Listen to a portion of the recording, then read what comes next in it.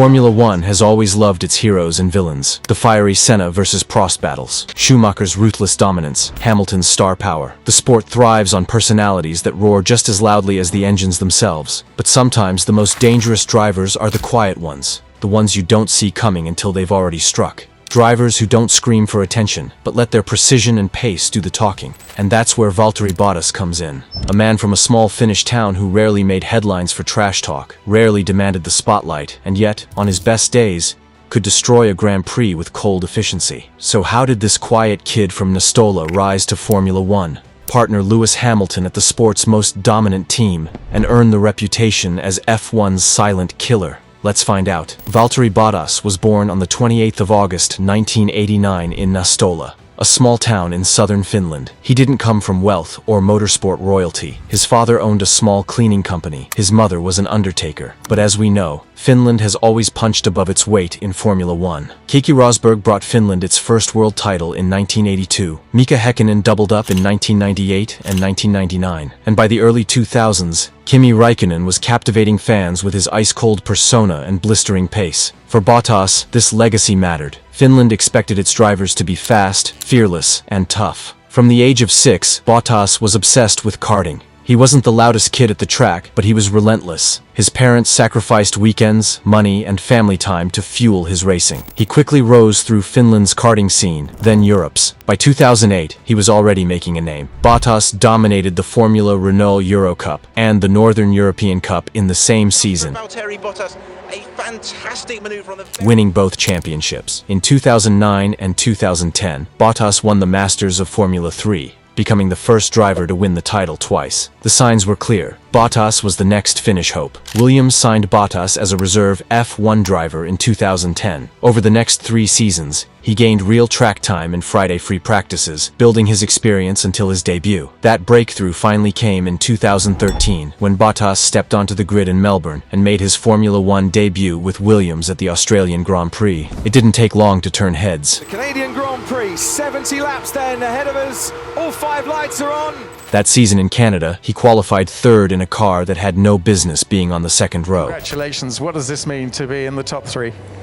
Thank you. Of course it means a lot. It's a way more up in the grid what we really... It was a glimpse of what would come, a reminder that when the machinery matched his talent, Bottas could be lethal. By 2014, Williams had become a podium contender again thanks to Mercedes' power. Bottas seized the chance. 6 podium finishes, 4th in the championship, and a reputation as one of the most consistent young drivers on the grid. In 2015, he again finished 5th in the championship, adding 2 podium finishes and confirming his consistency despite a back injury early in the season. In 2016, with Williams slipping down the order, Bottas still managed to score 85 points and secure a podium in Canada, showing he could extract results even from a car that was no longer a frontrunner. He wasn't brash, he wasn't a showman, but within the paddock, everyone knew Bottas was serious. At the end of 2016, Nico Rosberg shocked the world by retiring. Decided to end my Formula One career.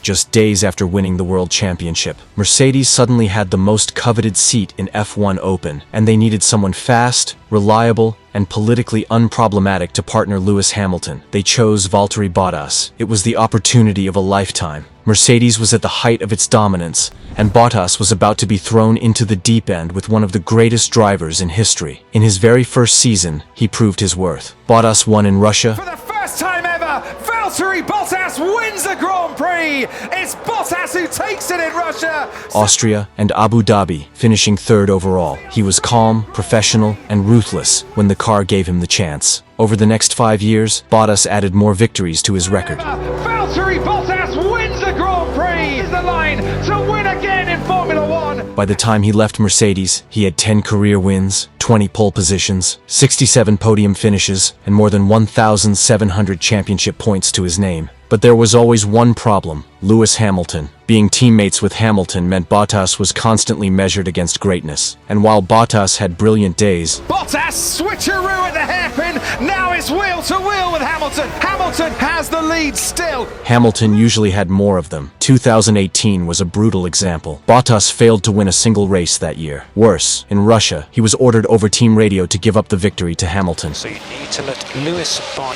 into turn 13 this lap. Valtteri Bottas has just let Lewis Hamilton pass. The now famous message, Valtteri, it's James. Valtteri, it's James. We had a risk with Lewis against Vettel. He has a small blister. I had to do this to make Three simple words from strategist James Vowles that cut deeper than any rival's attack. Valtteri, this is Toto. Difficult day for you and difficult day for us. Let's discuss it afterwards when we come together and we'll explain. It was the coded order for Bottas to move aside in Russia 2018, handing the win to Hamilton and reminding everyone that his job was to protect the team's championship. The world saw Bottas as the perfect wingman, solid, dependable, but not quite champion material. But Bottas wasn't done fighting. In 2019, he returned from the off-season transformed. Fans and media dubbed him Bottas 2.0. He opened the season by Bottas gets away well. He's alongside Lewis Hamilton. obliterating the field in Australia. It's Valtteri Bottas who wins the Australian Grand Prix. Winning by more than 20 seconds and even taking the fastest lap. On team radio afterward, Bottas sent a rare shot to his critics. To whom it may concern you.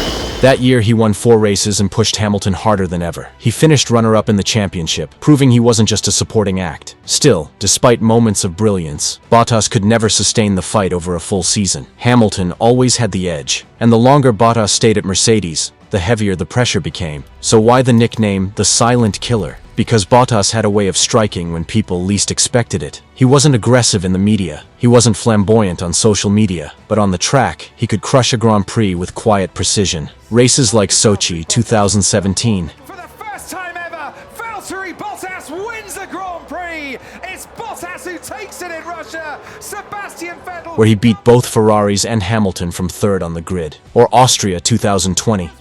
Bottas leads, Verstappen's back in second, Norris behind him, Albon has Lewis Hamilton right. Where he converted pole into a flawless win under immense pressure. He had 20 poles in his career, proof of his one-lap speed, and that when everything aligned, he was ruthless. The silence only made it more unsettling, but behind that calm exterior, Bottas was fighting his darkest battles. In 2023, he revealed publicly that during his early Mercedes years, he had fallen into dangerous habits. Not officially diagnosed, but in his own words, he was quite sure he had an eating disorder. The pressure to keep weight down was enormous. At times, teams wanted him at 68 kilograms, even though his natural weight was closer to 73. Bottas admitted he did whatever it took. Restrictive diets, obsessive training, sometimes living on little more than steamed broccoli. It got out of hand, he later said. It became an addiction. His psychologist once told him he was like a robot who only wanted to reach his goals and had no feelings at all. Bottas himself confessed, "I had no other life than F1. This was also around the period when tragedy struck Formula One. Jules Bianchi, a fellow racer from Bottas's junior Formula days, suffered a horrific crash at Suzuka in 2014 and tragically passed away the following year. Bottas admitted the loss shook him deeply, adding to the emotional burden he was already carrying. From the outside, Bottas was the model professional. Inside, he was breaking. By 2022, Mercedes wanted a change. They brought in George Russell, and Bottas moved to Alfa Romeo, later rebranded Sauber. For the first time in years, Bottas wasn't in Hamilton's shadow. Instead, he was the clear team leader, mentoring rookie Zhou Guanyu and helping build the team. Something changed in him, too. He started showing his personality more freely, from growing a mullet to launching a coffee business with his partner, to becoming a regular in cycling events. Bottas seemed lighter, happier, more human, and importantly, he found balance. Therapy helped him rebuild his mental health, and he became an advocate for speaking openly about the pressures athletes face. Bottas may never win a world championship, but his record is nothing to dismiss. He played a vital role in Mercedes' 5 straight Constructors' Championships from 2017 to 2021. And beyond the stats, Bottas represents something unique. He was the rare driver who didn't need to shout to prove his worth. A man who battled demons, overcame them,